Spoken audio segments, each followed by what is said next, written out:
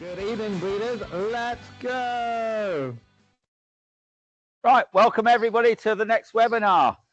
In a glorious, really hot, sunny day. You wouldn't think we're in the hearts of Shropshire, you think we're in the Mediterranean, but welcome to everybody for this great webinar all about the healthy foal blueprint. You know, we've done the foal, we've put the mare in foal, we've done the whole webinar on about foaling the mare down and all that side of it, and now it's the next process of the foal moving on.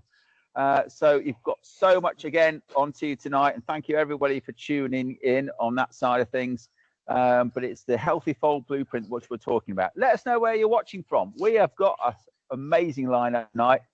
Over 200 people have registered for tonight from Germany, Netherlands, Czech Republic, Ireland, Belgium, France, Canada, New Zealand, Tunisia, Italy, India, and so on. And obviously, vast majority of the UK. So we've got some great people from all over the world watching as per normal. So welcome.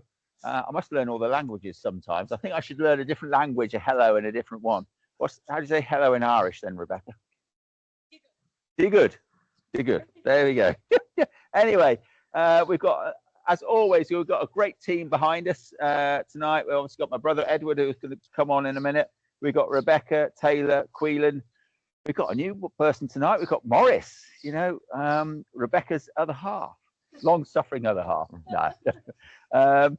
So, and obviously, we can't do these webinars without sponsors, and we've got Dodson Horror sponsoring us tonight with Louise, and obviously with the team, we've got Sarah, you're on questions, I think, questions, so do get those questions coming in. Doesn't matter how stupid they are, and normally we get loads, and if we can't answer your question tonight, I promise you, we will get back to you with those answers, as hopefully we always do. We've got Lauren behind camera for the first time, so she's a bit shaky, but I'm sure she'll be great.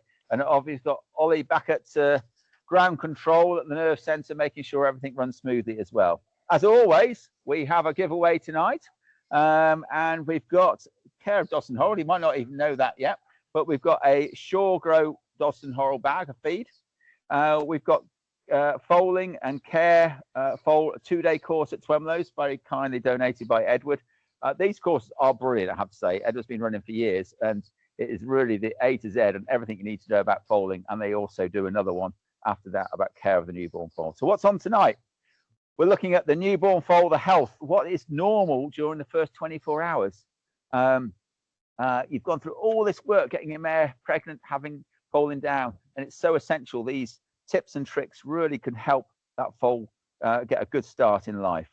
So we're going to perform a live newborn foal examination and discuss the key things for the breeders. Daily foal monitoring. What should you look for as the foal starts to develop? Temperature checks, umbilical cord, etc., etc. There's so much to go through. Nutritional. Well, we've got some of the best people out there. Dodson Horrell here talking about the nutritional side. So they will discuss about how you're going to feed that mare and so on to try and give that good development to the foal. Umbilical ultrasound demonstrations, something I know nothing about, but we have, luckily for you, you've got some great people here that are going to tell you all about this side of things, about umbilical infections, discussing treatment options, and long-term understanding the impact of some of the problems that could be if they're missed. We're also doing a live foal lung scanning, and I believe you've been doing this quite some time over here now, and the importance of, we're going to actually show why that's important and how that is as well, looking at the rotocotis and that side of things. Foal limb development and farrier. Morris is going to go through that side of things. He's got some interesting videos and pictures, if I'm right in saying, I think to show you on that side. Again, you might be coming across these problems already with your foal, so this will be absolutely fascinating for you on that side. Again, we've got this live Q&A. We're going to eventually go back to headquarters at Edward's office, and we're going to start asking you all your questions then. So, as always, our charity of the night tonight is Nature Safe. So we'll be doing a poll question at the end, see if you want to jump out of a plane for Nature Safe, but we'll come back to that later. But anyway, our first poll question tonight, when you do the poll questions, if you can please not tick anonymous, because sometimes we can get back to you if there's any questions and things like that, because we'd love to know who's answering the questions. But the question is, what is your biggest concern when raising a foals during the first 6 months? Is it respiratory disease and lung health? Is it growth and nutrition? Is it limb development and conformation? Is it infections and general health, or other? You must probably say it's all of the above, actually. But anyway, if you try and pick one, because it's quite interesting to see what really matters to you. And next, obviously, we are in the maternity ward here. They've all put their heads away now because it's so hot. But this is where Edward foals down all these mares during the season. And Edward, I think, are we? Yeah. So we're over to you now. Tell us, because you foaled how many this year? We're up to about 90 mares we've foaled so far with our team here. We've got, I think, about 25 to go. So we will carry on to the end of August. 25% of the way through now? Yes, pretty much. No, 75%. But we've always had, you know, and this is what tonight's about. It's having had your foals. It's the next stage on. There's always something new, something we learn from each time. So, you know, the foaling season's gone well this year. We're busy with the ICSI embryos. We've been transferring, Monica and Rebecca have been transferring a lot of ICSI embryos, the frozen ones. AI has been carrying on a daily basis. And then we've also been transported embryos, has also been busy-ish again this season. But we're getting to that time of year now where people have had their mare AI'd once or twice and they're not in foal, and you're coming, what should I do next? Should I have a third go? Has my mare got a problem? Is it the stallion? So it's very much this time of year where we get these. It's never the stallion. It's never the stallion's fault. Rebecca would say it's always the stallion. So it's always the stallion. It's always down. But it's that time of year where you get this challenge. Should I try again? What should we do? So we're always working with our clients and people now to try and get what happens in July and August with that problem mare to try and get a pregnancy before the end of the season. So there's that going on. And obviously with all this weather at the moment, it's keeping on top of the foals, hydration. You know, we're going around the paddocks several times a day, just watching what's going on with the foals, pulling any in that we might be concerned about. Because what tonight is very much about is being on it at the beginning, just seeing, getting things at the early stage. And that's what we are with the temperatures and where we are with the foals in the first months of their life, being able to spot things, pick things up at the early stage. I think it might be a question we throw over to you later, Rebecca, about in these heat conditions. Foals can go down really quickly. So we might come back to that, because I think this is what people are facing here and now. So that's great. So just remember, please put in the chat where you're calling from. I don't know whether Massimo you're watching tonight as you normally do, or Shirley, or everybody. Let us know. It's always great to see who's actually watching the other side of the screen, sitting there with your, whether it's Shirley with your toppy vodka or with it, whatever. Anyway, so anyway, tonight is all about the foal, and we know we've done a little bit of it beforehand, but come on in here, come and have a look, see what we've got behind here. So we've got Taylor here, and Taylor, you're going to explain a little bit about this. I've got Alex here, and sorry, I don't know. Roxy, I will get the names. Anyway, Taylor, yeah, can you tell us a little bit, what should we be looking for in the first 24 hours? I know people are quite an anxious time. Yeah, they've been waiting 11 months for this amazing foal to be born, and it suddenly is there. And yeah, talk us through what we should be seeing. When you this foal, she foaled last night for us, just in time for our webinar. So this is a 24-hour foal now, just under 24 hours. But when we first foal, the first 3 hours, we have a rule that we like to remember, the 1, 2, 3 rule. So your foal's born. Ideally, they've broken the bag as they've come out. They fold normally 2 feet and a head come out. And then you'll notice when the foal comes out, they often gasp quite a bit. That's their reflexes of them learning to breathe. It's perfectly normal for them to be gasping. They often have quite a high respiratory rate when they're born. So if you notice them looking like they're breathing really fast, also normal, then they should sort of sit themselves up into sternal quite quickly, ideally within sort of 20 minutes of giving birth. And we should see them starting to throw their legs around, learning how to get up. 1 hour, we want them to be standing.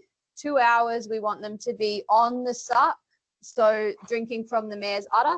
And in 3 hours, we want the mare to have passed her placenta, and we want the foal to have passed some meconium. Meconium is the really dark, hard poo that's the foal's first poo. So their first poo is really dark, and then often it comes through quite yellow after that. But that meconium can sometimes get stuck in the foal and they then become quite uncomfortable. So we want to watch that as well. So those first few hours, that's our general rules. And then in the 24 hours after that, we want to be watching for a few other things. So we want our foal to sort of stand consistently on their own. We want them to be drinking on their own. Here at Twemlow's, we do our newborn foal exam the day after they're born. So they're less than 24 hours old. Depending on when they were born through the night, they might be anywhere from 2 hours, 3 hours to sort of 10 hours old. But if you are foaling your foal at home, what you might do is get the foal checked as a newborn foal exam at 24 hours after foaling. So sort of not the day after they foal, but the next day. Because at that time, we can also run an IgG test to check their level of immunity. So in foals, all of their immunity is derived from the milk they're drinking from the mare. They don't get any from the placenta while they're inside the mare. So it's really important that not only they drink a lot of milk, but the milk is good quality. We do have a tool called a refractometer, which we can look at the colostrum. So here, every mare will get checked. And if it's above 23%, we usually call that quite good quality, as long as the foal's drinking it. But if at home you don't know what the colostrum quality is, basically you just want to ensure that they're getting enough milk. And then we check in the IgG. If they're past it, they've got good immunity. And if not, we need to give them usually a plasma transfusion to help their immunity, because otherwise it predisposes them to lots of issues later in life, like joint ill, umbilical infections, diarrhea, anything like that. How old's this foal? This foal's 24 hours, so it Filly, foaled last night. So then when your vet comes in, what we want to do is just do a quick check. I'll just swap Is it colt or filly? sides. It's a little filly. So first, we usually go head to tail. So we want to look at our eyes.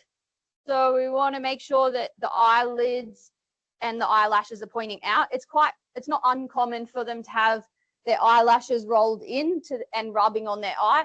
That's something you do need to get your vet out for, because the eyelashes rub cause an eye ulcer, which can go downhill very quickly. It's very simple to fix. We just put a little stitch in and take the stitch out in a few weeks. Usually they go just fine. Then we have a look at their nostrils. And we can feel inside their mouth as well and feel for any obvious cleft abnormalities. There is some that will occur further back than we can feel or than we can see, but we do just have a quick check. So we look at their eyes, nose, mouth.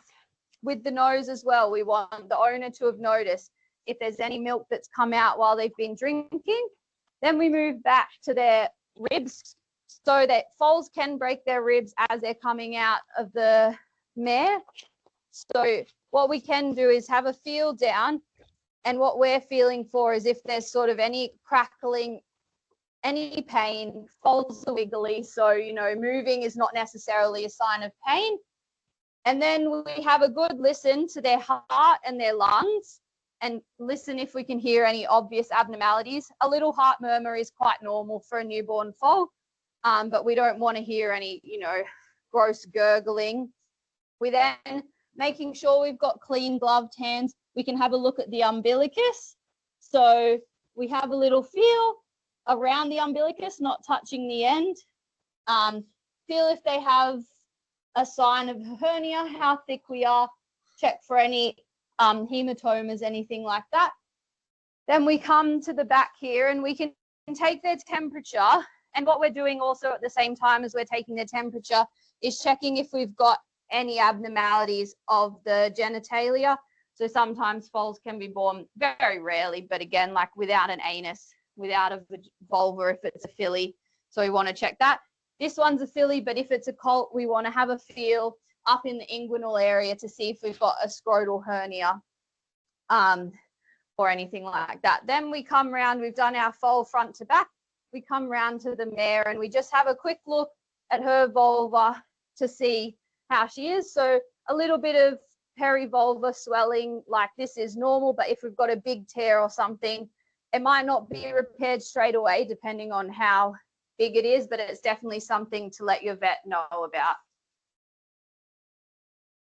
So once that check's done, usually if we're visiting your farm, we'll also take a blood to run an IgG.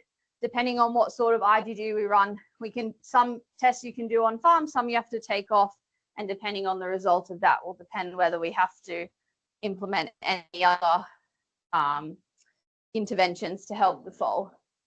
Oh, Oh, nice one. Going to pass some feces. So, yeah. Okay, and you're from your twang, you're Australia? Yes. So this heat, I'm always interested because obviously we're all facing a heat wave now because in Australia you get these hot days. Obviously a foal, presume, can get very dehydrated very quickly in this sort of weather. Yeah. What sort of signs is there out there that you suddenly notice that if the foal is starting to get dehydrated? I think it's quite important to know that foals can change very quickly. I think that's the biggest thing with foals. So we want to keep track of any small things. I think one of the most important things is to have an idea of how the mare's udder looks and feels after the foal's drank, because if it starts to get big, tight, or she's leaking milk, it's quite a good sign that the foal's not drinking enough milk, which shows us that the foal likely is going to, if not is already dehydrated. The other thing we want to watch out for is their feces. They can become a bit constipated if they're dehydrated, usually not though within the first 24 hours. Those sort of signs usually come later. But a dehydrated newborn foal will be, they might not get up. They might not get up when you stimulate them. They might get up when you stimulate them, but not go straight to the mare and have a drink. All of those can be signs of bigger issues. So we've described our normal foal, but so if you have a foal born and you're sitting there watching it, an hour passes, it's still lying on its side, you have something that you might want to call the vet about. Basically, if that foal hasn't had milk within the first 6 hours, their gut starts to close, and then you become more likely to need to give them an additional source of antibodies, the immunity we were talking about, which is quite expensive. And also, if you can get your vet out to pass a tube into a foal at the very least that's not getting up, you've at least started to transfer some immunity.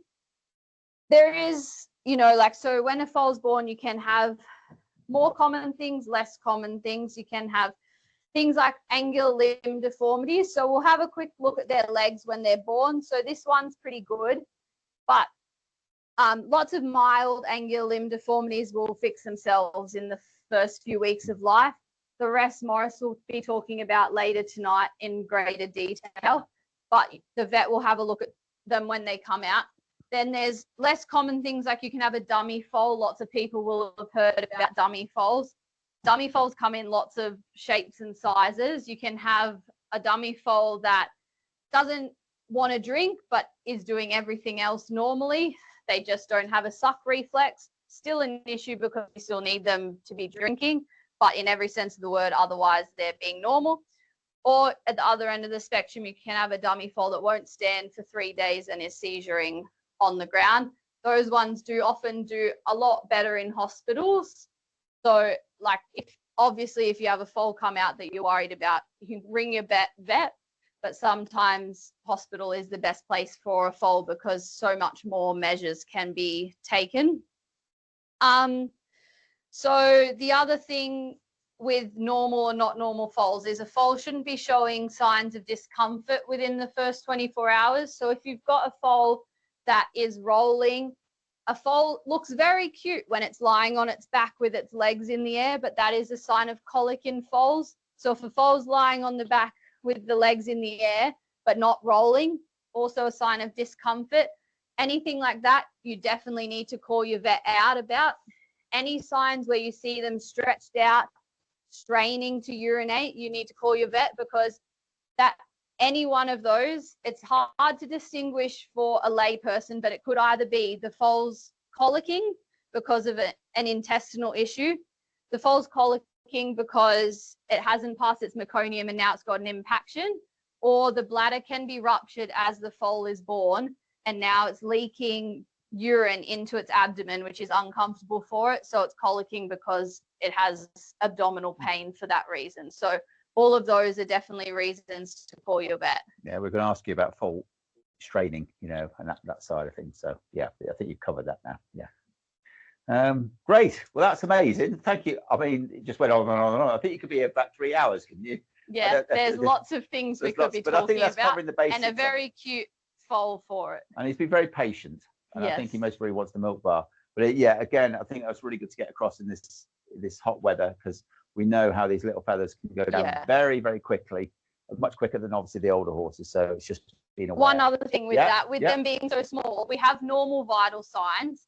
As temperatures, one that you at home can easily take, but temperatures in foals can change a lot because they're so small. So if your foal's been lying out in the sun versus lying in the shade, they can change a lot. So that is just something to keep in mind when you tell your vet what temperature the foal had. Just tell them what it was doing at the time as well. I think we've got a question. He wants to know where you get the refractometers. So refractometers can be purchased online quite easily. I think eBay sells them. If you look up like a colostrometer or a refractometer,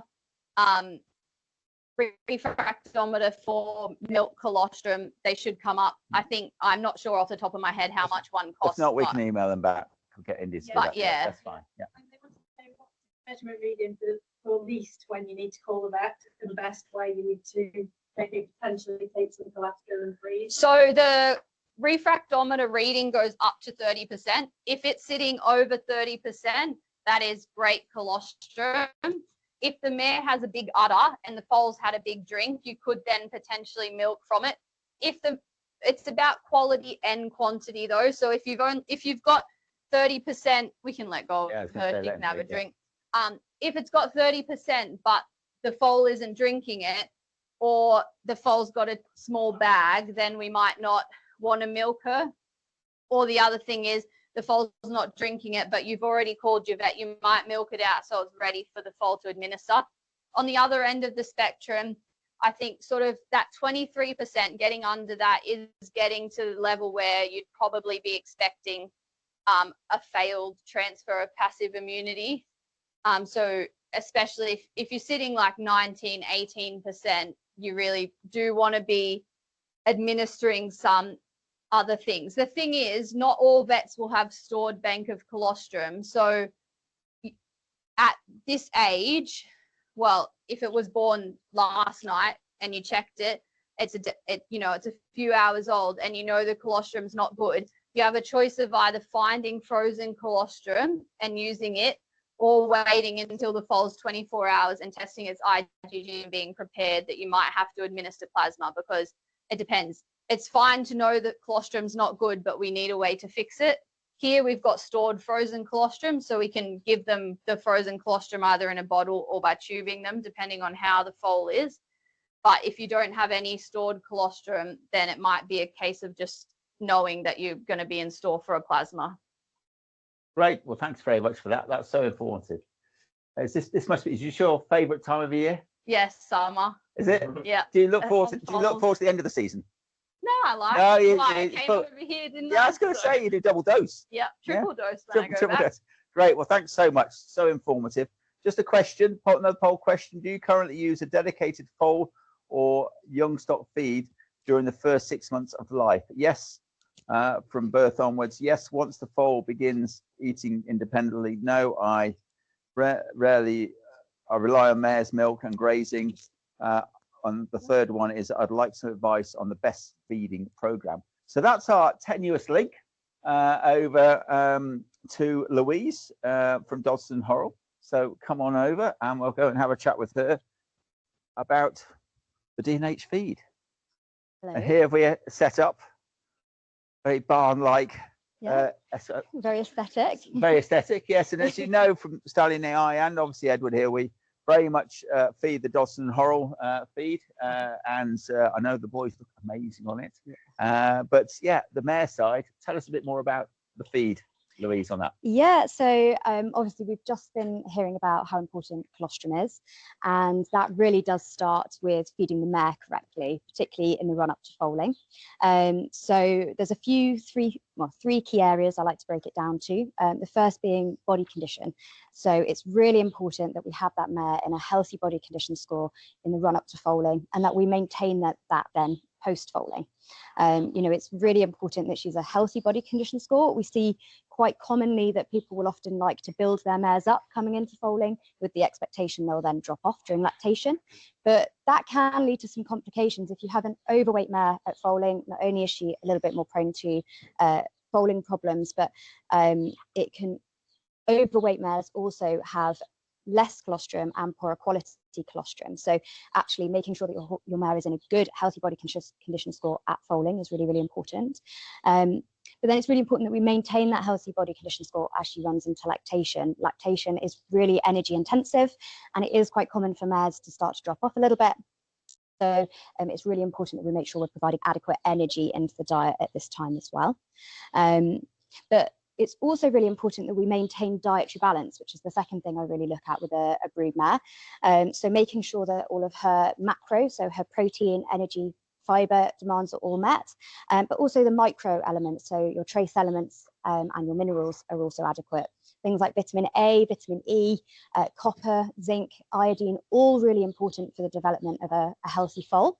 And all of those requirements start to increase quite dramatically in the last trimester of pregnancy. So it's really important from kind of around month 7 that we look to make sure that we're really supplying adequate levels of these trace elements and these macro elements as well.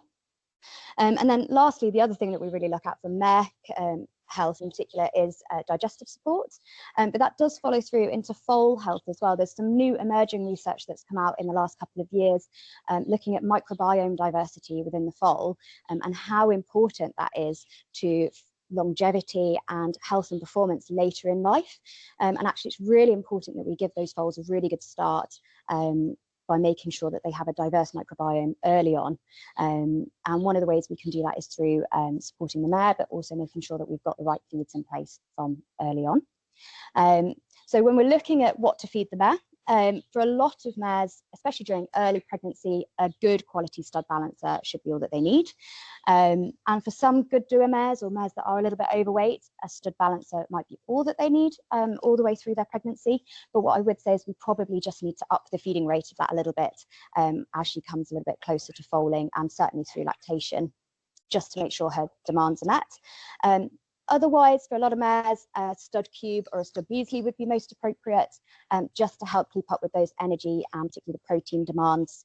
But it is really important that we're using a stud-specific feed during the whole of pregnancy and lactation because of those increased demands that the mare faces.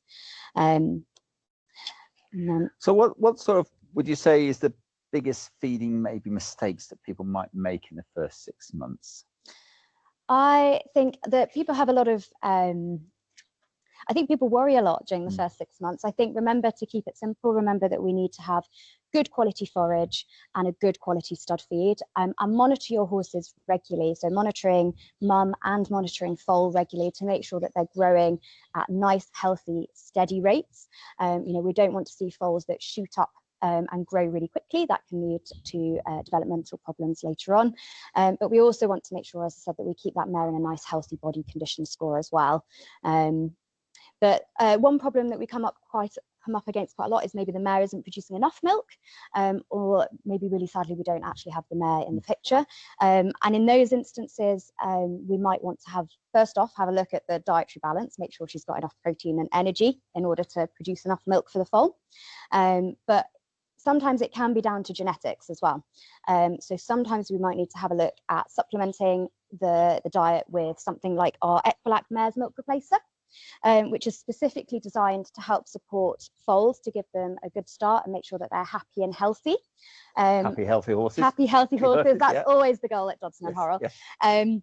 So Equilac can either be used as a bit more of a full diet for the foal if we maybe sadly haven't got a mare, or it can be used to help complement the mare's milk in cases where the mare maybe isn't producing enough milk.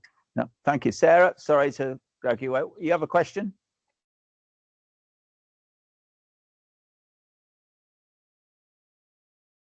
IgG is a good option within the first 12 hours.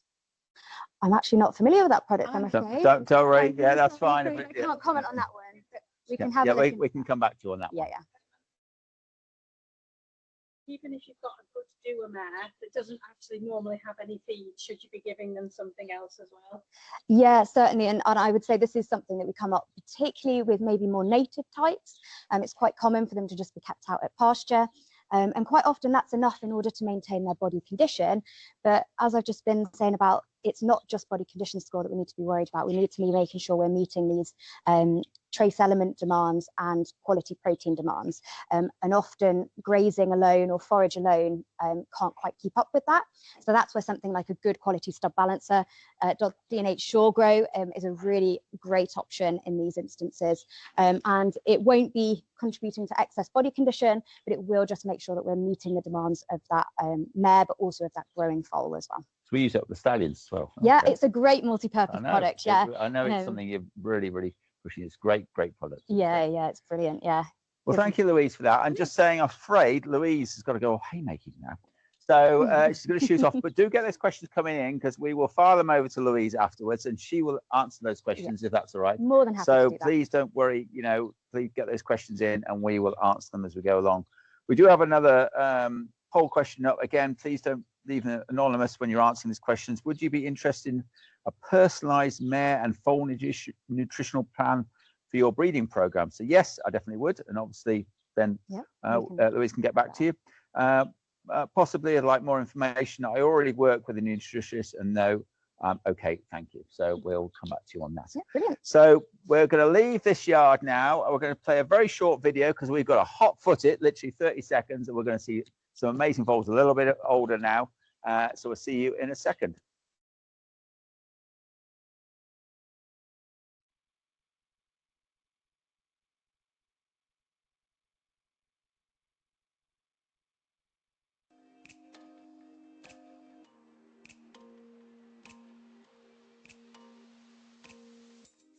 Well, thanks for delivering the Shore Grove.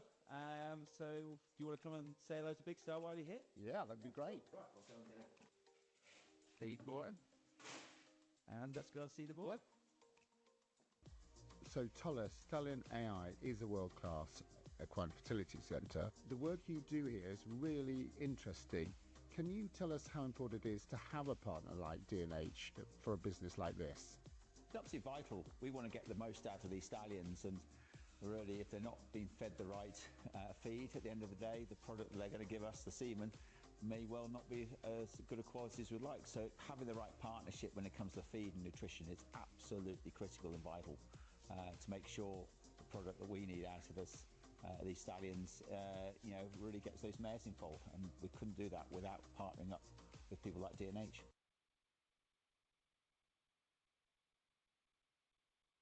Right. Can you hear us okay? So move from the maternity side, and all these foals are a little bit older, sorry, here. Older, yeah. So that they go from the sort of quarantine area, isn't it, really, in there?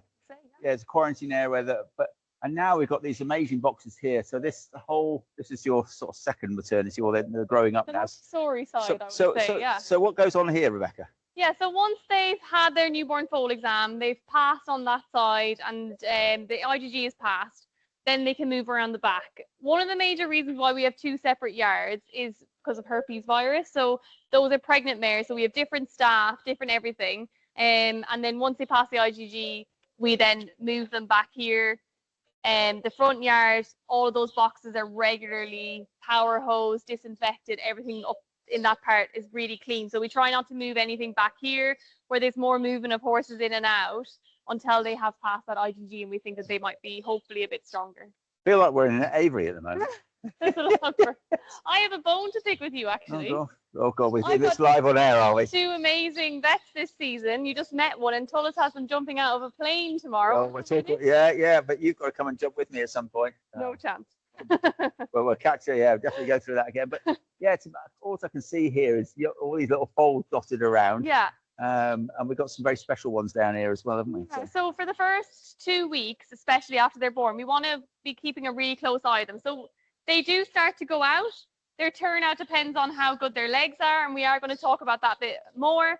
But it's really good for us to be able to see here that the girls have these boards here and they have stickers. So the temperature is taken of the mare and the foal twice a day. And if they are really thoroughly checked. So when they get over 2-3 weeks of age, they're out in the field a lot more. So they might just have a quick check.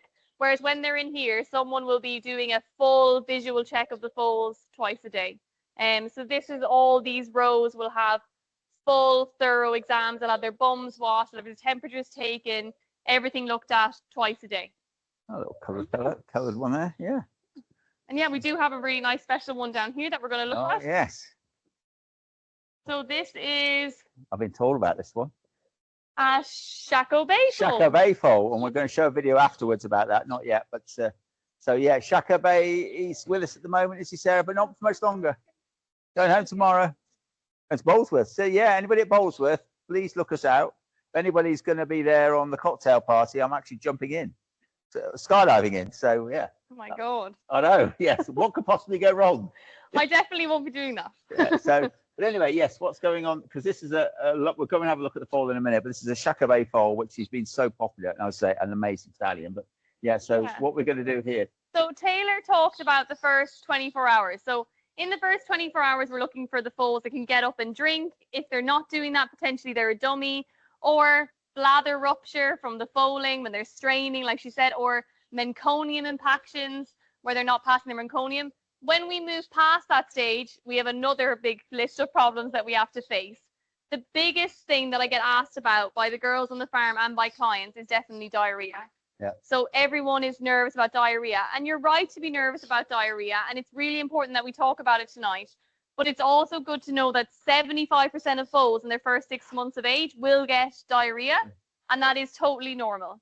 So as they're eating different things, the mare is eating different things, the milk changes, they will get these runny tummies and things like that. And we often hear about foal heat and what is foal heat and should we be worried about it.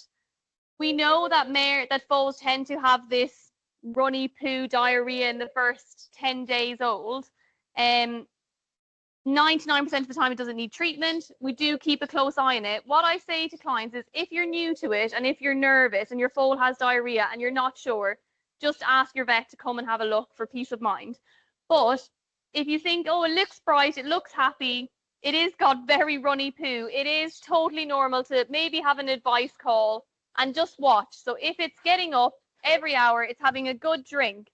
Now, oftentimes people can be tricked by thinking that they're having a really good drink and actually they're just nuzzling and they're maybe just kind of having a little suck. You want to see that they're having a good drink for a minute or two. A really big tip that I got off someone that's a foal specialist is because we're really busy at Twemlows and we have a lot of things going on. If I have a doubt about a foal, I normally have a student that will sit in the box and watch them for me and actually see that they get up and drink, and that's a really nice peace of mind. If you're at home and you can just sit for an hour, 2 hours with them and watch them, putting a muzzle on them for an hour, 2 hours, and then coming back, taking it off and actually seeing that the foal drinks is a really good tip that I have. And if your foal is drinking regularly, then diarrhea for a day or two is not so bad. It's definitely good to talk about your vet if you're worried, but it can be very normal. If they aren't drinking or they have a high temperature, you must call your vet immediately because, as we said earlier, the problems with foals are if they get dehydrated, trying to fix them then becomes very difficult. So it's not just about giving fluids on farm. If they get very dehydrated, the electrolytes go out of whack, and then it can be a trip to the hospital, which can be very expensive. Yeah, so see your boards. You've got the temperature all down there written on your boards. I mean, it's a cracking foal. Yeah. So what else? What's all this you're doing here? Yeah, so these are this is our kit that we have. So anytime we have a sick foal at Twemlows, we tend to, especially if it's diarrhea and we're concerned that it could be, so there is some sort of diarrheas that are infectious. Touch wood at Twemlows, we haven't had any scary infectious diarrheas in many, many years, but we are always cautious. So we always put them immediately on barrier. We move them to an isolation unit and we make sure that everyone is wearing full, big, glamorous boiler suits and foot covers and everything every time they're going in and out of the foal until we're happy that they're not infectious. So if they're seen very sick and if they seem like they're not drinking, things like that, then we do send samples to the lab to see if they have some sort of scary infectious diarrhea. The common ones you hear about are rotavirus, which you can vaccinate the mares for when they're pregnant. It is very expensive though, it's £100 per vaccine. So most vets don't recommend that unless you're on a really big farm where they've had problems with rotavirus before. Thankfully we have not had problems, so we don't vaccinate the mares here. But something could always be around the corner. What's this green thing? Oh yeah, so sometimes, and Cleland's going to talk more about respiratory issues later, but sometimes we do have foals that have pneumonia, and we use a nebulizer, same one that you'd have at Stallion AI, for asthma and things like that. And we just use this because the foal's nose is quite a lot smaller, and we give the drugs through an inhaled method instead. That looks like a homemade device. Yeah, we also often are putting catheters in and running fluids. And we have this whole big box, or a sick foal box here, that we grab anytime we have a sick foal, and we are using lots of different tools and different tricks. And we usually set up a whole big area where we can use everything that we need, and we try not to mix things. That's really important. I think it's really important for someone to remember that if you do have a foal that's sick, don't have dirty syringes, don't be going in with dirty clothes, dirty hands. Always be aware that that foal is weak, it's struggling. So you want to have its own box for its own meds. They should be nice and clean. You should be aware that you could bring that foal's diseases out, but you don't also want to bring things in. It's more susceptible. Yeah, exactly, exactly. So diarrhea is a big one. Another one that I wanted to talk about that we see in the first kind of week, 10 days, that can be very frustrating for people, is the umbilical.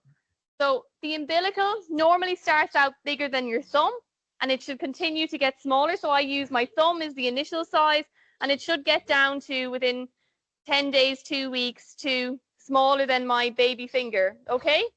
If it is not getting smaller, or you see that it's oozing a lot, or potentially that there's urine coming from it, then it's really important that you call the vet. And what the vet will do is they'll look at it. I look at them all first, and then if I am concerned that maybe they are very wet, or I think there might be infection, then I will do an ultrasound exam. So we have this really handy portable ultrasound that I can just hold in my hand like this. And if Alex brings the foal up closer, we won't actually do the scan because this little foal has a very healthy umbilical, but I will just run the probe down along underneath its belly. Oh, there we go. Underneath its belly, looking at all these structures. So the umbilical they're all remnant structures of what they had and they were using when they were inside the mare. And we will scan, they have a vein that goes towards the liver. So that should be a certain diameter. It shouldn't be any bigger. And then they have 2 arteries, and they also have a urachus, which was what the foal was passing its urine through. And we can scan all of those things and look at them with an ultrasound. 99% of the time, or maybe that's an exaggeration, I would say very rarely we have to remove them surgically. And Morris maybe can talk about that later if anyone has any more questions on that. We try not to remove them surgically because opening a little foal's abdomen, they are very prone to having complications following the surgery, so from adhesions and things like that. So we try to treat them with antibiotics, and hopefully we manage them appropriately with the antibiotics, and they don't need to have surgery to remove them. If it is severely bad and it's not improving with the antibiotics, it can then spread around. So the infection, all of these structures are connected to the foal's bloodstream. Then through the bloodstream, the bacteria can travel around the body, and what they get is they get secondary infections in the joints and in the bones, and then those can be very expensive, unfortunately, and do need surgery. So that's a really big tip that I want everyone to know about tonight. Is it can be very difficult if you're not used to foals to know what are you looking for. So sometimes we get foals that aren't even lame yet and they have an infected joint. So when they're newly born, it's really good to remember that you should. You okay, Alex? It's a bit of a squirmy one. Morris, can you give a hand? Sorry. Okay, so it's really good that you get used to them. Woo! He doesn't like this. So you should run your hands. No, he's not going to play ball. Run your hands down the legs. And here, if you feel any kind of sudden increase in the size of the joint capsule, on the knees, on the fetlocks, on the coffin. So get used to what's normal for your foal. And if you see any kind of change or anything like that, make sure you tell your vet immediately, because the quicker you act and the quicker they go for surgery, the better the outcome. So it's really good to remember that you should get familiar with the size of your foal's joints and what they normally look like, so then that you see quicker when there's a problem. Most of the time they will show signs of lameness, but not always. So again, if they show signs of lameness, ring your vet immediately. Joint infections and bone infections are probably one of the common reasons why we see lameness in foals. The most common reasons we see sudden lameness in foals is normally because they damage their pedal bone, so the bone inside their hoof, because they're very delicate. When they run really fast or they stand on something, they kind of tend to fracture them, and they are thankfully very easy to fix. Normally it involves some box rest and then they do okay. This one's very very sprightly. He's ready to go and jump that Grand Prix already. You see, let's see, it's bred in him, the genetics. But well, thank you, Rebecca, for that. Was there anything else in here? We're going to the stocks now. Was there anything else you was showing you here before we move on?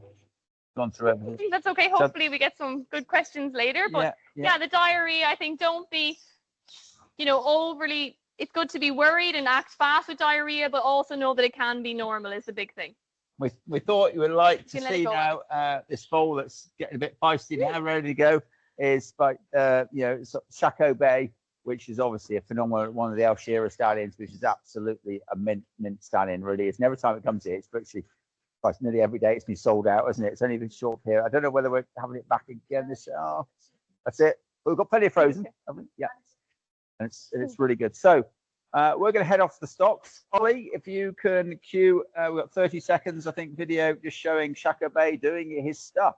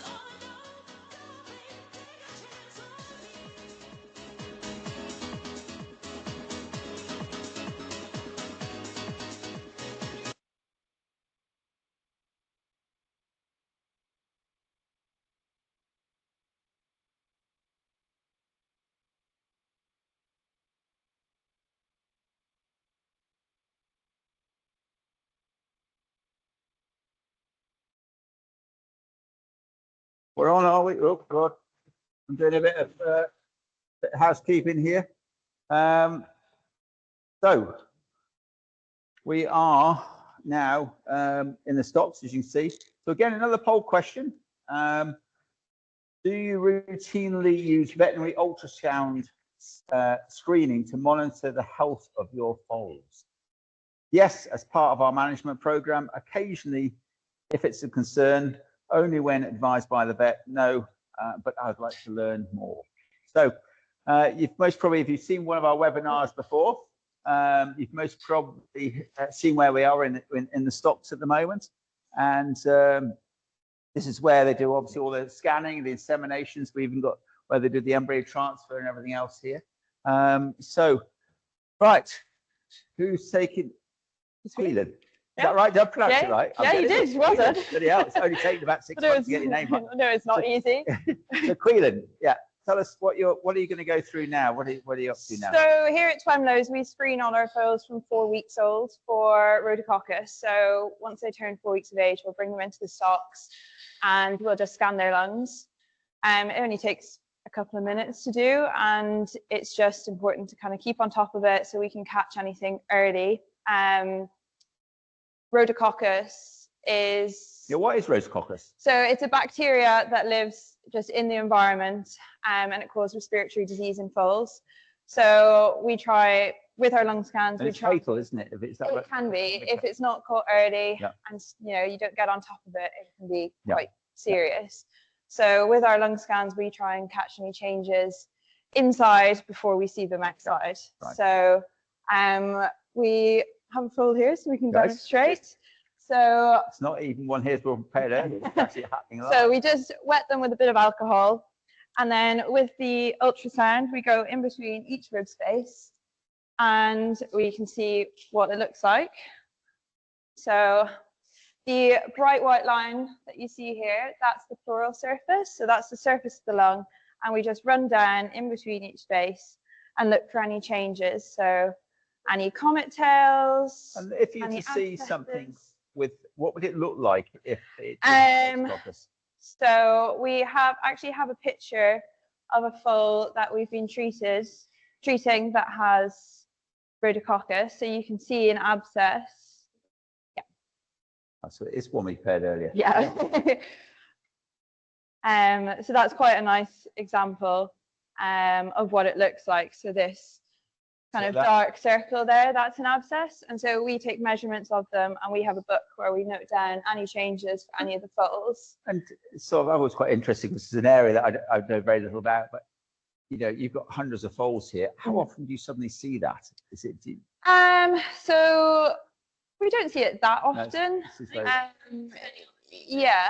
So if we see any slight changes, usually we scan them every 4 weeks if they're normal. If we see any slight changes, we'll bring them in quicker than that. So maybe every 2 weeks. If they have an abscess, we'll scan them weekly. And what's the treatment for that? So you see it with an abscess?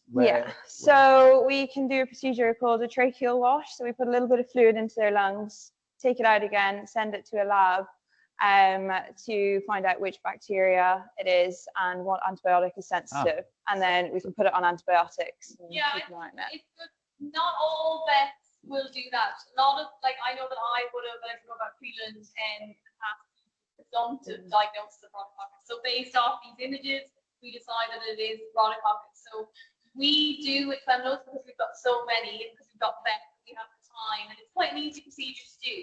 One of the major reasons why we do it is that last year we had foals that had respiratory disease that turned out not to be rhodococcus. So it was actually a strep zoo infection, which is very rare. All foals tend to have strep zoo in their lungs, but it doesn't tend to make them sick. So by doing the track wash, we're able to decide, right, is it rhodococcus or is it not? Because the antibiotics for rhodococcus are quite severe, and they can make the mare sick. Doesn't happen very often, but it is a possibility. So that's why we like to do that track wash, and we like to isolate that we've definitely got rhodococcus and we're not dealing with something else. The big thing as well by doing these measurements that Quillen does is this foal here, it looks like it's got this big abscess. This foal actually isn't on treatment. Have the size of we have the size? Yeah. This foal's not on treatment, we're just monitoring it. So they have to have more, so it's, sorry, I can't see. It's only 1.8, so it's very small. So it's maybe concerning for an owner, but this is very small abscess. A lot of foals will have these abscesses on their lungs. So when Tulla's asked, do we see it a lot? We do see the abscesses and the changes a lot. How often do we see clinical disease and we want to treat? Definitely varies from season to season. We thankfully, touch wood, haven't had a problem for a long time, but we do monitor constantly. We're always checking. I think I've had, when I've worked in the Southern Hemisphere, I've managed farms that have had huge outbreaks where they might have, you know, 10, 20 foals dead in a season because they haven't been monitoring it or they're having big problems. So, yeah, rhodococcus is something that it's, you know, we need to be aware of it, we need to be concerned about it, but it can be managed. Yeah, definitely. But overuse of antibiotics is something that we're big trying to reduce in everything we do. So with rhodococcus, there is going to be a lot of resistance in the future, so we try not to treat them. Also, the antibiotics are very severe.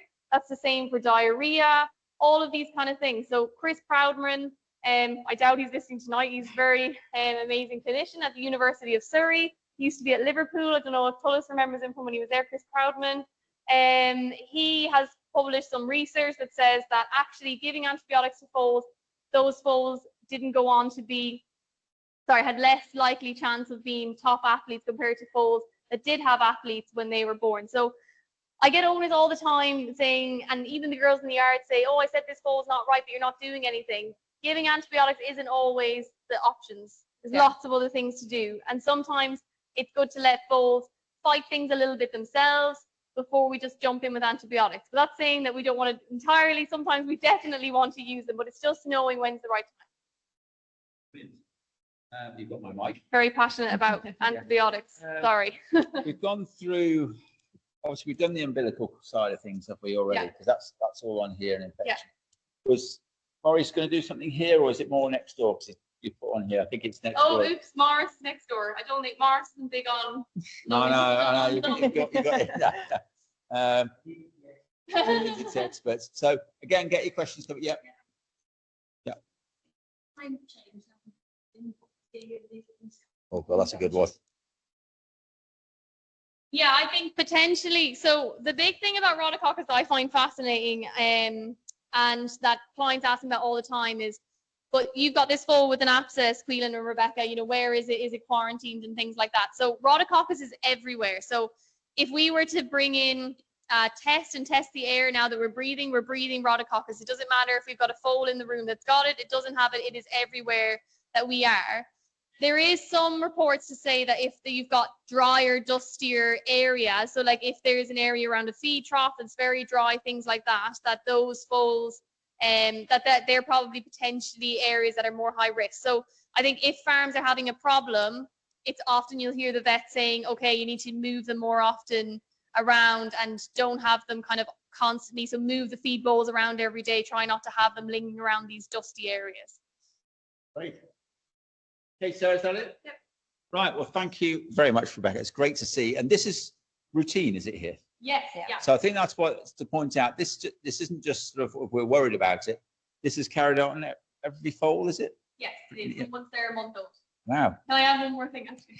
Yeah. Sorry. Another thing that I get asked about a lot is, oh, my foal has a really snotty nose. It must have respiratory disease. So when I always say, oh, think of your baby or your toddler, how many times do they get a snotty nose? So we do see foals getting the snots and things like that. And I'm not saying it's something not to be worried about, but it's often one that an owner picks up a mare foal from Twemlow's and they say, oh, they ring us up panicking, it's got a really snotty nose.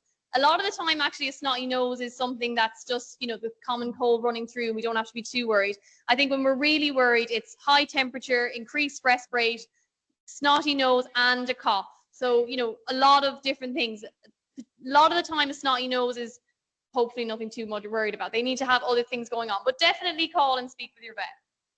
Right. Thank you for that. Quillan, where are you from, Quillan? I'm from Ireland. So Ireland. Yeah. All right. So yes, you've been busy. You've been foaling for years, have you? And I worked kind of on stud farms and stuff before vet school, and then yeah. So this is your second nature. Stayed with it, and then Horses, you not know that. Oh Jesus. Yeah. I don't know why go down there. Yeah, no, it's great. Well, thanks very much for showing us that side of things. And just a bit of a fun fact to tell you, believe it or not, going back years ago, used to be our cheese factory. We used to make a ton of cheese in here every day. Cheshire cheese, Red Leicester, Double Gloucester. Yeah, I bet a lot of you didn't know that in here. That's why it's still all tiled from that. So this is the family farm many years ago, the cheese factory. Incredible. Some of the best cheese in the UK. I think it used to go to even Marks and Spencer's, but no, we're sold up and gone into horses instead. Yeah, so interesting. Yeah. Never look back. So yeah, that's a fun fact of where we are. So right, I think we're going to move over. We're all on. Maurice is going to go on about his work now. So we call it the fishbowl. We're going to move into Edward's facilities now. So there's a very short video all about Big Star. He's still going absolutely flying. He's got some amazing stock out there, and we thought I'd just show you a little bit about him.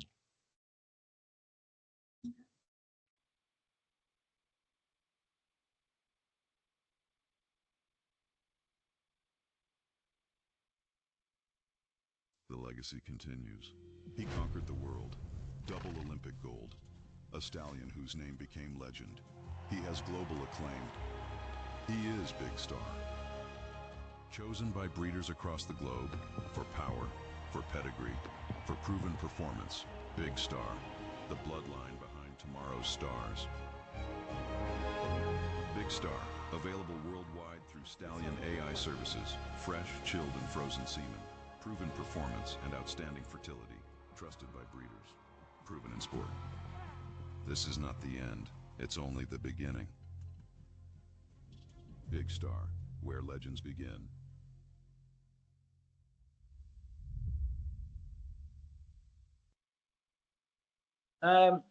Right, so we've moved into Edward's offices here. Never drop a mayor off here. This is most probably everything where you do all your paperwork and everything, isn't it?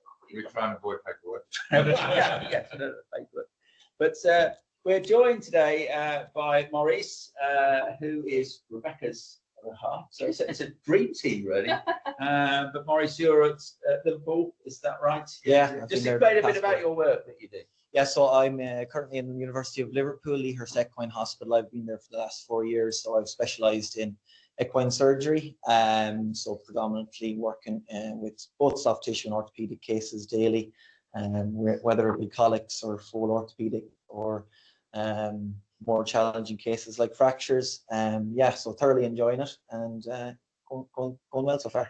And you're obviously tonight we're talking about sort of limb development and those sort of things. So I think we've got some slides coming up. I promise you're not going to be able to know the slides. So you might have to use your phone, Sarah. To say, how many slides did you put forward? About 11. 11. So Sarah, you might need to see which slides have been showing up. So yeah, Ollie, if you can show the first slide, and then you can talk us through it. Get on there.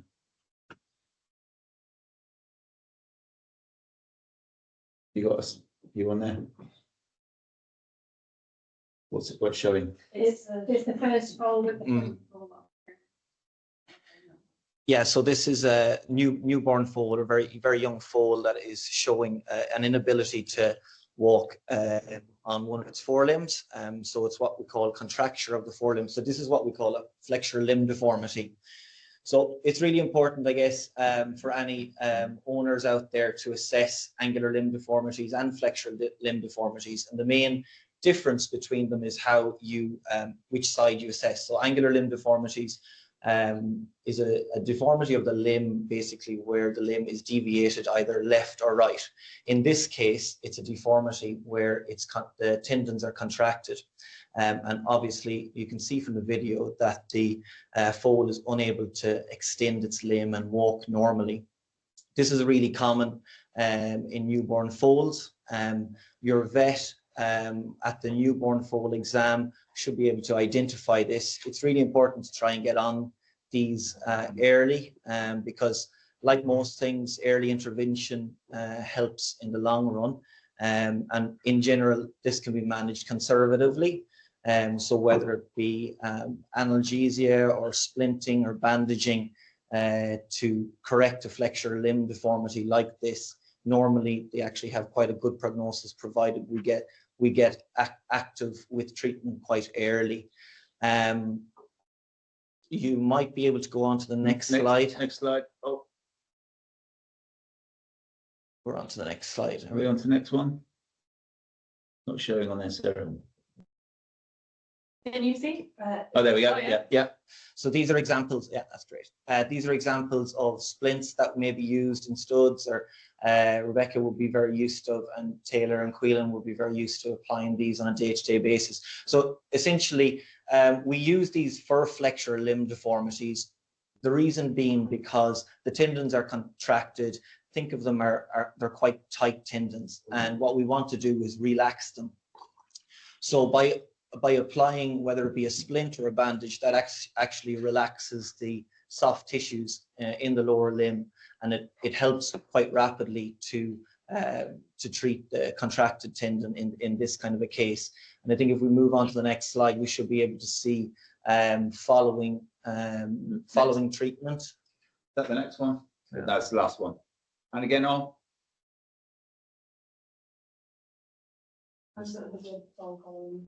Brilliant. So you can see this is the same foal as in video 1, and we can see how well this foal is walking, fully able to weight bear. Its heel is completely on the ground, and it's a dramatic improvement, and that's what we would expect to see quite quickly, particularly if the contracture is in the lower limb, as was in this case. It's always important, a note of caution when you're using splints or bandaging. It's really important that they're used wisely and get some advice from your vet. So leaving on a splint for too long can be quite dangerous for foals. They can get pressure sores, which can be, foal skin is really soft, really thin, It's really easy to get pressure sores if they're not monitored really closely. So in studs like Twimlows here, very often they may put it on for 8 to 12 hours and then give the foal a little break and reapply it. And that's kind of the attitude that you have to have for it, because it's not a case where you just leave it there for a couple of days and hope that things are going to correct itself. That's a recipe for disaster. So just if you are going down that line, just keep on top of it, and regular changing of splints. Is that what you do here, Rebecca? Yeah, we try to. Morris is bang on. He's right about they're very severe. We try to avoid using them at all costs. So Queelan does most of that work with the splinting here. She's a really good job on it. I would say maybe that's the only foal. So that one was quite severe. It was all the way knuckled over. Maybe we had one other, but maybe we had 10 to 15 foals that were born that didn't have their heel on the ground, and they would have just been managed with gentle walking every day.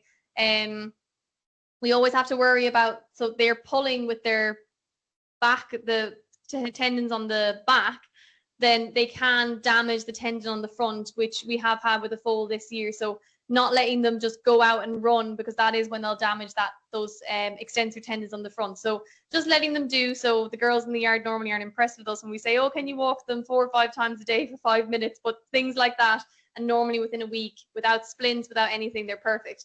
That foal though was quite severe, but you can see that with some splinting, very carefully splinting, because you don't want to do damage.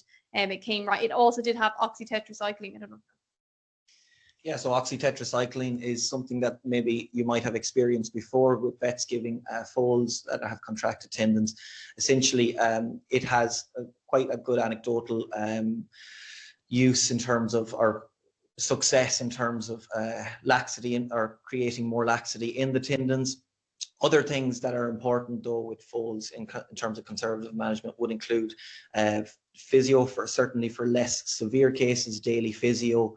Analgesia is really important as well if foals are quite sore. So what we ideally want to do is not have to splint these foals, and have them using the foal, or have them using the limb and gradually stretching them tendons in a controlled manner. So that may be just 5 minutes, 2 to 3 times a day. What's really important is that the foal doesn't get too tired and too sore, which can happen if excess exercise happens.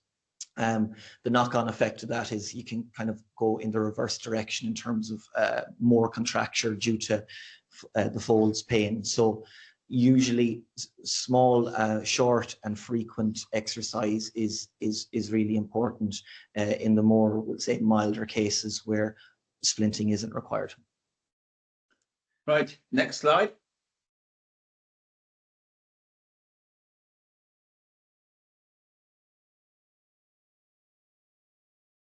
Fantastic. Okay, so we see here a foal. There's 2 aspects, or there's 2 things mainly to see in this video. So this foal is what we call windswept behind, and you can see that kind of curved bow-like conformation when you view the foal from behind. But more importantly, on the right hind, in the lower limb, you can see that inward deviation of angular limb deviation. So this is an angular limb deviation. It's what we call a varus. So it's where the Can you keep playing that a bit longer, or keep playing that? It's where the joint is turned inwards. It's really important to try and as similar to flexural limb deformities, to try and see these early. So your vet should be able to identify this at the 24-hour exam. And early intervention is key. So your farriers are your best friend in terms of these cases. You'll be very surprised how quick and rapid you can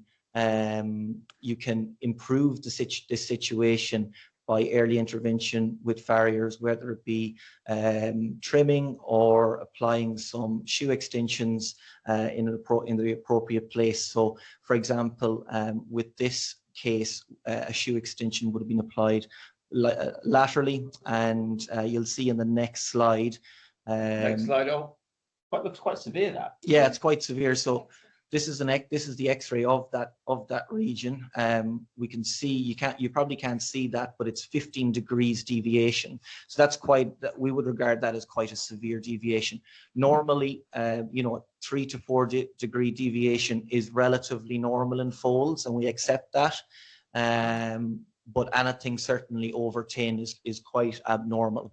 So you can see there that certainly needs intervention. In the next slide, we have what the follow-on a couple of weeks later. What is it? 3 weeks later? I think this is it now at 4. It's 4 weeks old now. So we took this video yesterday. 4 weeks old. So this is only with managing with the farrier and extension and appropriate exercise daily, whether it be 5 to 10 minutes of walking like the girls are doing here. And you can see there is a huge improvement in that angular limb deformity. There is, for the eagle-eyed listeners and viewers, there is a very mild varus deformity, which may need some intervention in the future, but you can see how much improvement can be made if you get your farriers on board within the first week, which is probably advised in most cases, but particularly if you have any concerns with the flexural limb deformity or an angular limb deformity. I think the follow-up with this foal is that it's planning to have an X-ray when it's 6 weeks of age. That's kind of when you're on the limit for putting screws in, because the growth plate closes, isn't it? So at 6 weeks of age, it's going to get re-X-rayed, and they're going to make a decision on whether it will need a screw placing. And as a stud vet, I'm really interested for Morris's opinion on. I think we always are guided by how perfect the owner wants it to be, but from a athletic point of view, it was slight deviations going to cause potentially performance problems in the future, do you think, or is it more kind of for the look of having that perfect conformation for sales? Yeah, that's a good question. I think usually if a foal has a medial deviation, that's usually more of a problem than an outward deviation. Normally, if you look at most horses, they will have a very slight outward rotation or valgus, which is acceptable. There is lots of horses that perform at a very top level with limb deformities. However, in most cases, it's not advised. It's advised to try and get it as correct as possible, because you are, in the future, you're probably loading maybe one side of the limb versus the other asymmetrically, and that can lead to knock-on osteoarthritis and orthopedic issues in the future. So as close, I guess, aesthetically, yes, you want to correct, but I guess also from a functional point of view in the future, it's really, really important to try and do your utmost. And just going back to what Rebecca said there, with that case, the most recent case we've seen there, that's of the fetlock joint, there's a varus. So that joint in particular is quite important to get on treatment very early, because the growth plates close quite young. So after 3 months, there's very little growth after 3 months. So unless you have intervened appropriately within that time, you could be left with the permanent deviation. In terms of the hock or the knee joints, you have a little bit more time with them, so you can still do manipulations or changes up till 6 months. So again, you have more time, but you need to be working on it quite soon. Is there... I think you give it a good grilling, Rebecca. It's good. He's on the spot. Is there risks to putting the screws in? Thanks. Great question. Great question, Rebecca. Yes, there's no surgery goes without risk. Obviously, we have the risk of infection. You're putting an implant in there, whether it be a screw or a wire, which can result in infection. Foals they like to get infections for any reason. So that's certainly one that you never want to do a surgery unless you really have to. So that's why we try and get on things early, try our conservative management and push that as much as possible. And then last case scenario, we opt for surgery. But yeah, implant infection is obviously one big one, and overcorrection of the deviation. So for example, with the one that we've seen there, what we would normally recommend for something like that would be to place a screw on the outside. Okay, of the limb in order to stop growth in that on that side. However, if the screw is left in for too long, we could result in causing the deviation to completely compensate and go the other way. So anytime we do a surgery, we need probably monitoring every 2 weeks to make sure that things aren't, we haven't left things too long, or we haven't, or that we're getting the implant out in a timely manner. I think as a stud vet, and I don't know if Edward's got something to add here, I think a lot of the time we have surgeons, sorry Morris, that like to put screws in, but I think owners need to be aware that the aftercare is a lot, isn't it, Edward? Yeah, no, and it's important that owners know that you can't just put it in. They need bandage changes. They need to be x-rayed. Sometimes we have them re-x-rayed 3-4 times before they decide it's the right time to get them out. So it's important to know that it is a big thing that you're taking on. And foals grow at a different rates. So what may be normally corrected in 2 weeks for one foal may take 3 for another, or 4 for another. So it's really important that anytime surgery is performed, that you're getting your follow-up done. Otherwise, you can have unintended consequences. No, you got more slides? Yeah, I There's think. quite a few we moved. Yeah. Next slide up.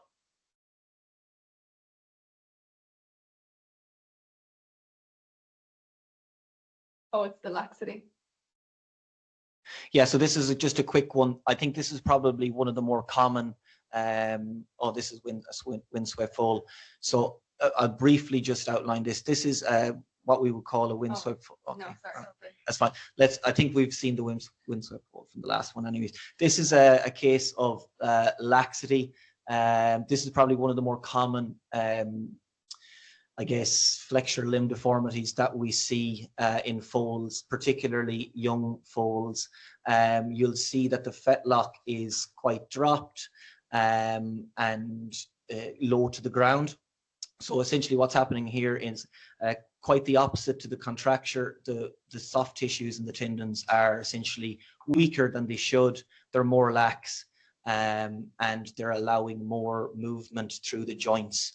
In these cases, 95% of these cases will do absolutely fine if you with just controlled exercise. So you don't want to let these foals, normal turnout or pasture turnout, whereby they can do more damage. You don't want to control exercise again, short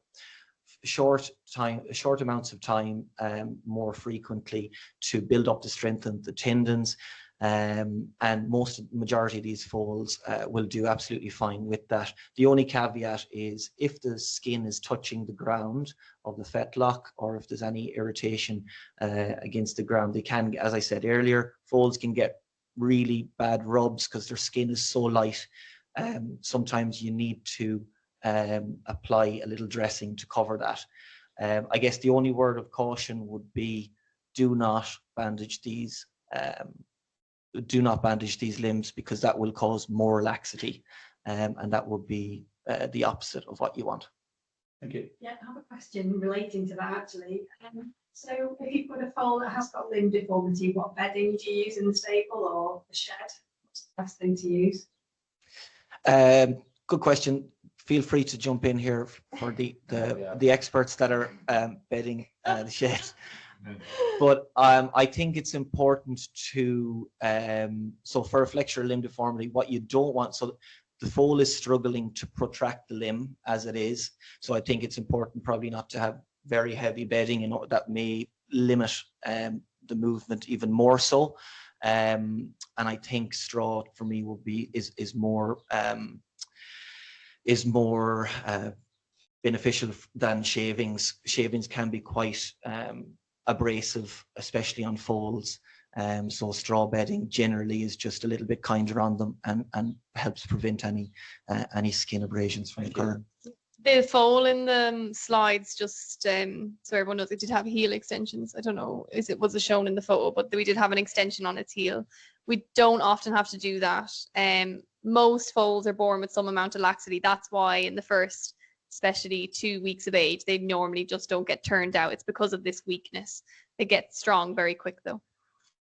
Next video or picture, Ollie. You can skip that one, I think. Skip that one, go to the next one on.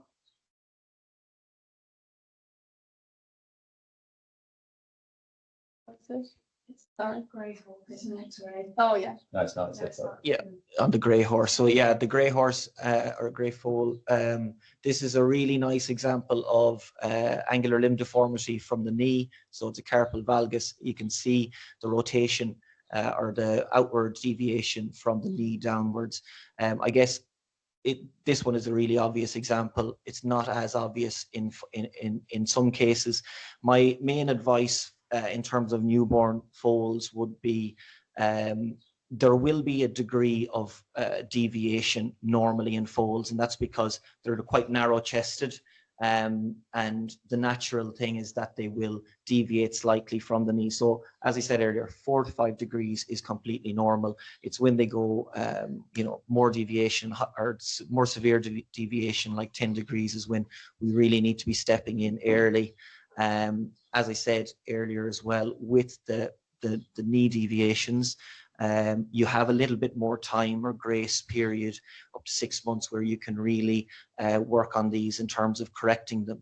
And I think from my experience, it's better to persist with conservative management than early surgical intervention, because these are certainly the ones that can go the other way if you intervene surgically too early. So really working on your conservative management with the farrier, controlled exercise, analgesia is paramount with this kind of a case. Next picture. Oh, You can skip that one. next one. So this is an X-ray of a hock joint. This is basically just to round up on another aspect of foal orthopedics that you really need to be vigilant on. Rebecca touched on it earlier in terms of daily assessment of the joints, so any swelling of the joints, and getting used to what's normal for your foal is really, really important, so that if there is any changes, you can quickly identify that and maybe get your vet out. So any effusions or swellings of joints in foals is a really, really big problem. The main reason being it usually is a sign that there could be infection in the joint, which is quite a worry. We can see from that X-ray, there's an area which is circled in green, which is actually infected. And we know that because the bone is just a little bit blacker than it should be, and that's because the infection is eating away at the bone. Ironically, that foal wasn't lame, so it's really important that you don't just assume if my foal has a joint infection, it's going to be lame. Really hone in on any lameness, definitely, but also any swelling of the joints, because that may be the first sign of an infection, and you may have a relatively sound foal that's moving quite well. The thing about these cases, as in pretty much everything you've heard thus far, early intervention is key.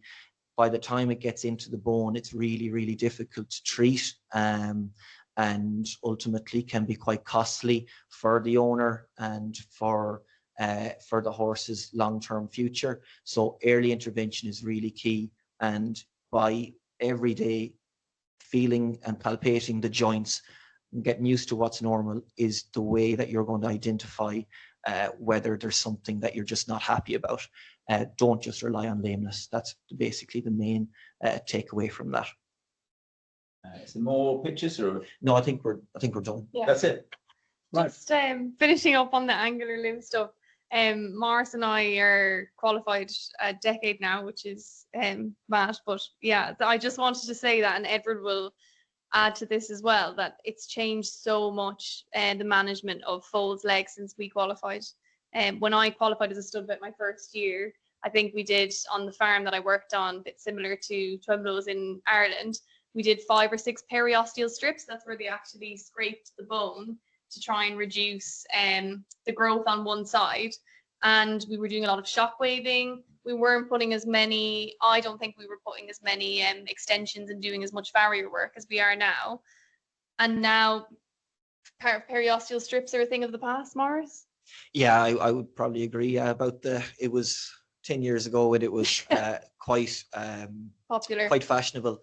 I think ultimately there's quite a questionable evidence for periosteal strips because it's unknown as to whether it's the surgery that's making the improvement or whether it's just the foal aging that's actually making the improvement and the concurrent conservative management that's been done. The thing we do know with screws is very definitive because it has a significant effect on the growth plate and particularly with more severe cases, that would be the first protocol from a surgical point of view. But I think in all of these cases, the ultimate kind of take-home message would be see it early, start conservative management early, get your farriers to the foal as early as possible. You would be very surprised how even a quite bad deformity can be improved really quickly, and see where you're at a timely manner if surgery is required. No, we don't want to do surgery if it's not needed because it's fraught with, it's not fraught with complications, but certainly any surgery can be complicated. So if possible, we want to avoid, so getting on the conservative management is key. It's just, it has changed so much ever. Well, that's what I was going to come on to, because there were quick fire questions. One of those is, what has changed most in foal management over the last 10 years? Yeah, possibly. What do you see it as? Yes, I suppose the foal work that can be done with screws now. It's, with the veterinary conferences we go to, we've seen, screws go into chart. The equipment that farriers have now, different types of shoes, that can be done. As you said, other things have gone out. But I always say when people take their foals home from here, whenever your farrier turns up, always just walk it on the concrete for them. They might look at it 2 or 3 weeks on the run, and then 1 week they might just rasp a bit off one side or things. But it's just having that in the first 3 months of their life. Just getting, whenever your farrier's there, always just show them the foal, walk it up and down on concrete, and then maybe video it, and then look again another week or 10 days, because you can't change them once you get up beyond so many months. Yeah, and just adding to that, we often get a lot of photos sent in from from owners with foals wanting an appraisal. I think it's exceptionally difficult with photos because you're looking at a still. You can make a photo look very abnormal or very normal depending on what angle you take it at. So if you are using WhatsApp or whatever media, take a dynamic video of the foal walking on the level concrete, because you can assess an awful lot more from that. Ideally you should have your vet to see it in person, but yeah, if you are trying to get an appraisal, definitely dynamic assessment is really important, and videos. Right, time is pressing on, but I think we want some real quick fire questions. We've got questions come in, and so I've got some here. So it's short, snappy questions. And I know, Taylor, some of these questions I think you did before, but when should a foal first stand, suckle, and when should you start to worry? So you want the foal standing in an hour and suckling in 2 hours. In terms of when you should start to worry, I guess if you're not hitting those marks, you're starting to worry, but also what else is the foal doing? If you've timed, say the foal was born at midnight and at 1 a.m. the foal hasn't stood, but is trying and is basically, in sternal squatting, trying to get up, that's very different to a foal that hasn't stood at 1 a.m. but is still lying flat on its side at an hour. That's much more worrying than one that is close to getting up. Suckling is a bit different. Obviously, if you haven't stood, you haven't suckled. But if you've had a foal that stood, it's still not suckling at 2 hours, but you think, oh, it looks really close. They can look really close for a really long time. So I think it's important to, if they're not on the suck by 2 hours, most of the time, unfortunately, that a foal is born, it is going to be an inconvenient time to call a vet out. It's not really going to change if you wait an hour or 2 hours or 3 hours. It's probably still going to be an after hours call out to your vet. So you may as well be getting on the front foot and calling the vet at 2 hours. They can definitely suck just right next to the teat for hours and hours and hours. So that one I would say is not one to wait for. Thank you. Quillen, I don't know whether this is a Rebecca or Quillen question. What are the warning signs for an umbilical infection? So any discharge from the umbilicus, if it's wet, any swelling. Yeah. When would you recommend an ultrasound examination on the umbilical? I think if you're seeing any of those signs, then it's always worth calling your vet. If your umbilicus is contracting down nicely, and it's dry and stuff like that, don't worry. But if you see any of those signs, definitely give your vet a call. Sarah? Questions related to this. So Julie's asking for advice. She's got a foal with an umbilical hernia. The vet's seen it, but what should she be looking out for? Julie, this is Julie that we know. This is a Julie we know. Yeah. Hi, Julia. Julie, not Julie. Oh, Julie. Julie. I'll take this one. Hi, Julie. Yeah, umbilical hernias are a tricky one. So the advice that we are supposed to give, well, it's what surgeons tell me, is that if you have so every foal is born with a hernia. That's totally normal. I don't like people to be touching that area all the time because you don't want to add infection to the area. So they'll have a hole there where the stump is coming through because that's where the umbilical cord is coming through. So that's normal. If it's that they have intestinal contents protruding as well, that's when we're concerned. And there is a chance that if you were to reduce it manually twice a day with a clean gloved hand, that you're reducing the chances of having colic, so for a bit of gut getting entrapped, and you're increasing the chances of it closing naturally itself.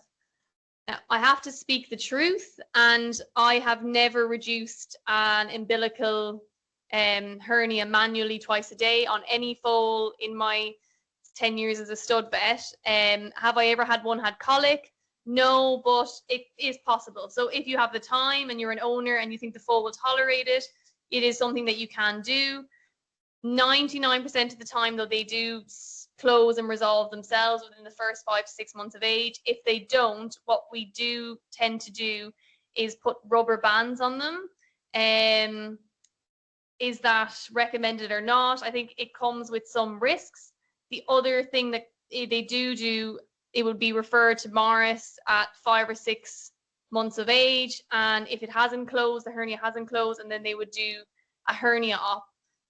There is pros and cons to both. So doing the elastic bands don't always work. If it's a certain size or bigger, then the bands aren't strong enough to reduce the hernia. But also going on the table and operating on a foal, as Mara said earlier, is a big operation. So it's something that your vet needs to talk to you through all the different options and see what you want to do. But I've actually only once ever had to refer a foal to have surgery. Most of them have resolved without complications with the elastic bands. Do you have anything to add to that? I guess the main advice I would give is usually if the umbilical if the hernia is less than 3 fingers, normally by 6 months they will have resolved themselves. In my experience, sometimes even larger ones will resolve. We generally wouldn't consider surgery until at least 6 months. With umbilical surgery, particularly umbilical infection, you do have to enter into the abdomen, whereas with an umbilical closure or a hernia, you can try and avoid entry into the abdomen and which is, I guess, the key there is trying to avoid entry into the abdomen, because you can get adhesions complications with that. So, but going back to what we would do, we wouldn't really consider it until 6 months, unless it's non-reducible, causing colic, obviously, which is it's a pretty easy decision to make at that stage, anyways. But yeah, also inguinal hernias. Yeah, that's for an umbilical hernia. Yeah, inguinal hernias likewise. Normally they will resolve within 6 months, in my experience. But what is very important to know, if you do have a foal with an inguinal hernia, which resolves, is if you do go and castrate that foal or yearling or 2-year-old, whatever it may be, it's really important to tell the vet who's castrating that it had an inguinal hernia, just because their inguinal rings can be what bigger and more prone to post-castration complications. So it's really important basically that you let them know that if it has an inguinal hernia, don't just assume that because it's resolved that it's no longer an issue. Thank you. We got any more?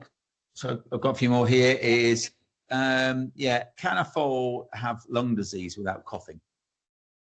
Brilliant to get away. Yes. Yes. Yes. I mean, I think most of the, well, a lot of them will not show any clinical signs. And, you know, if we catch it before they show any clinical signs, we have a much better chance of getting on top of it. Which foals are most at risk for developing lung abscesses? I mean, there might be no correct answer in that, but. No, if you're on large scale stud farms with a high population of horses, you're more at risk of having rhodococcus. So if you only have 1 or 2 foals, people ask me, do I really need to do lung scans every month? Potentially not. Edward, who has over 100, definitely does need to be more vigilant. That may be the same answer same with this question. If a foal looks healthy, should he still be scanned? Yes. Yes. That's God. These are snappy questions. This is better. Yeah. How successful is the treatment when the problems have been detected early? Yeah, no, they can be very successful. Yeah, hopefully we don't need to treat them is the idea, and we just monitor. At what age should a farrier start to see a foal? I would say within as soon as possible. Certainly within the first 4 weeks, ideally within the first week. If your vet has any concerns in the 24-hour exam, definitely in the first week. Thank you. And how much correction can be achieved through early intervention? I think we've spoken a bit about this before. Yeah, I think foals surprise you all the time. No matter how bad the deviation is, there's only certain cases which are quite severe that you kind of get a feeling that conservative management isn't going to be enough. I don't think there's a number on it that you can put. My only advice is go with conservative management early, and you will be pleasantly surprised, in my experience. Yeah. Let's do this. Foals that going back to newborn foals, if you think your foal was born prematurely or dismaturely, they can have an angular limb deformity with normally formed bones in their knees and hops, but they can also have one where their bones haven't fully formed yet, and so then they collapse and cause these angular limb deformities, which is a different sort of management process. Yeah, good point. Right, I think we've gone on for nearly an hour and 3/4 now, so I think we'll start wrapping up. So we've got one question for you all, as we always end on a last question, and it's the closing question. If every breeder watching tonight remembers just one thing about our discussion today, what do you think that would be in your minds? Because obviously you're all going to have different points of view, obviously, depending on. So what's the one thing that, if you were going to tell a breeder tonight, what would that be to help them with their development of their foals? We start. I think keep an eye on your foal's joints, because it's so important to catch it early and make sure you know what a normal joint feels like, because you don't want to get caught out by it. Remember the 1, 2, 3 of foaling, and know how much you are willing to do for the foal before it's born, because it can change quickly, very quickly. Edward? Thank you. I always think every year there's always something new and surprises. So just always think, I think everything's fine, but actually just look for something different, you know, because we always find something new every year or learn something new. So it's that sort of thing you haven't thought of before. I probably sound like a broken record, but with any foal orthopedics, time is critical. Foals, their growth plates close quickly. Do not sit and see if it's going to get better on its own. Get a farrier to assess within the first week. Buy a thermometer, check the temperature twice a day, as if you can in the first month. After that, start checking it every time. You're going to check your foal at least once a day in their first 6 months of age. Check the temperature. You'd be surprised how often we have a random high temperature where the foal looks as bright as a button. So I think those temperature checks are crucial. Catch it early. I think that's pretty much what we said. We'll catch it early. So thank you for everybody tonight. So just before we disappear, we've got The next one is about the charities night. Obviously, it's always nature safe. We are doing a skydive on the 12th and 13th. We can be any time this summer. We've got about 20, 30 odd people signed up or ready to do this. Please, if you would like to fill out the poll questions, please do not do it now. Honestly, people clicked on it last time. We couldn't get a hold of you. So would you like to jump out of a plane for wildlife? Absolutely no way. Number 2 is yes, I'll be there with my parachute on. No, but I'd love to help in another way. And obviously I'll jump with you. But we've got Queelan and Taylor jumping out of a plane on Friday night in 2 nights' time. So if they can do it, so yeah, are you looking forward to it? Yeah. Yeah. Rebecca's not, and she thinks you're going to be off the rest of the season. Yeah. So anyway. I'm happy with Tullis. Yeah. Come on. We'll get you out of a plane at some point. Maurice, yeah, that's it. But anyway, if you can fill out that poll, that'd be amazing. If you do want to come and join us, it's £450.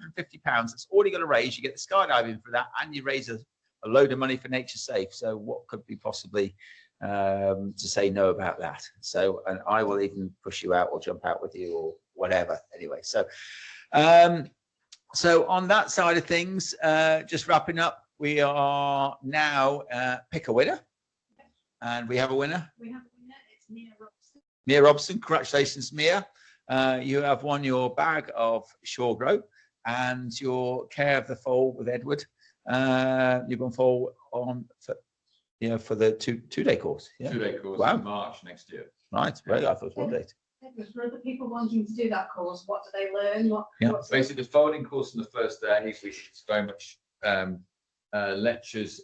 Part of it was morning with Jonathan Pycock, who's probably known to some of you, and our veterinary team. And in the afternoon, we have practical, we have placentas, we have the foaling kit.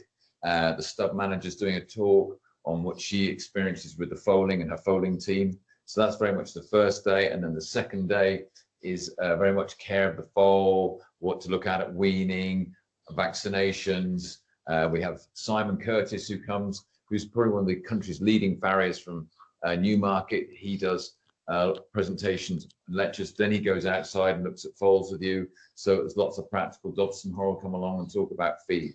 So there's lots of practical side, and there's a folder that you take away each time. People often ring us and say, we sat in the foaling our mare with a folder, ticking off everything that happened. And that's in February, normally. March time. Yeah. And obviously, remember, the team are always here. So I think some of those are always open to answering questions. Never be afraid to pick the phone up.